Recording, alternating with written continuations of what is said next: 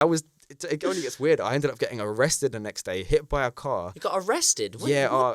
So after that Frankfurt game, it was like I got to Frankfurt and I was like, this is sick. Like I just made international news. I'm getting free pints all over from the West Ham fans. I'm like, it's great. But where do I go now? I'm just in Germany. So I was like, I'm going to the Alps. I'm going to cycle to the Alps. I'm like, I'm going to go to Switzerland. I'm like, what have I got to do? I've got nothing to do. I've got nowhere to be. I'm waiting for uni at this point, technically. This was like in May. So I've got literally nowhere to be, nowhere to live.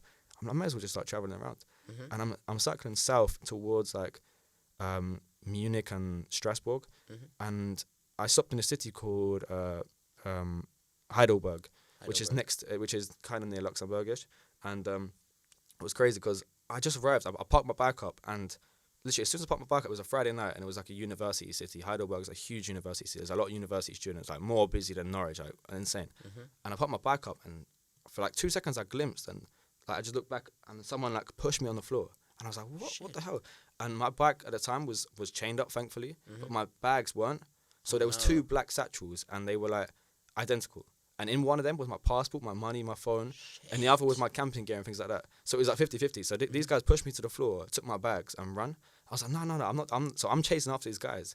Anyways, the police have seen this because it's a really busy night. You know, there's like police everywhere. They see me chasing them, and I'm like into a confrontation at this point. I'm just fighting these two like they were like way older than me. Like I don't even think they were German. I think they were Turkish. There's a huge population of Turkish people in Germany, and I got arrested. Thankfully, I managed to grab one of the bags back, but I don't know what's in this bag. Yeah. The police confiscated that and took it off me. Thankfully, my passport was in there, but no phone. So anyway, I get arrested. They let me out of the station. I have to wait like 3 hours for a translator because nobody in these parts of Germany really speaks English to a great level. Yeah. And I got released at like 4 a.m. I'm like, what do I do now? They're like, sorry, we can't help you. Go to the embassy. The nearest embassy is like 200 miles away. It's in Berlin, yeah. Yeah, literally. It was the nearest embassy was in Munich actually. So it's like it was either go 400 miles north to Berlin or go to Munich. Okay. And I was like, nah. But there was a British.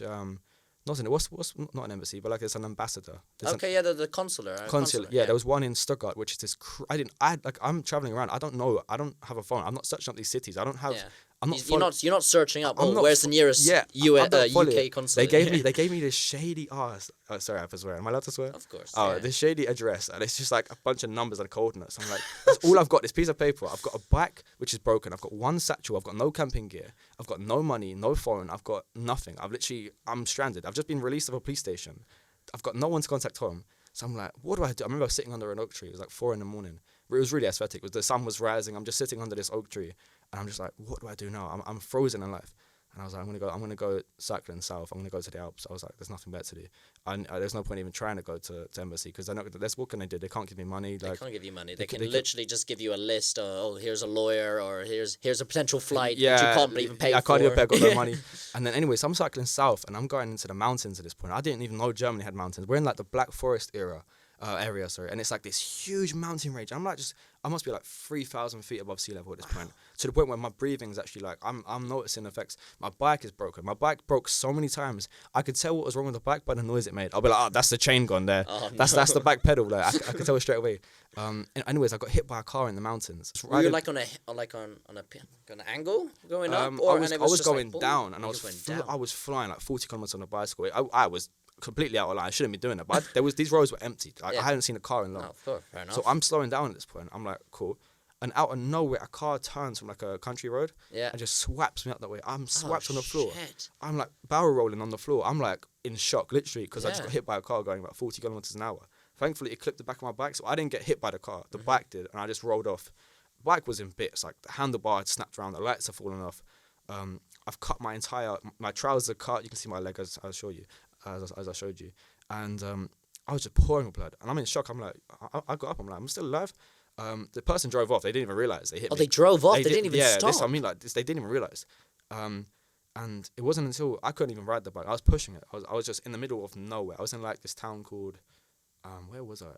And you couldn't even call an ambulance. You couldn't call the police. You had nothing. I was screwed. Yeah. It wasn't until I got to this little lake district.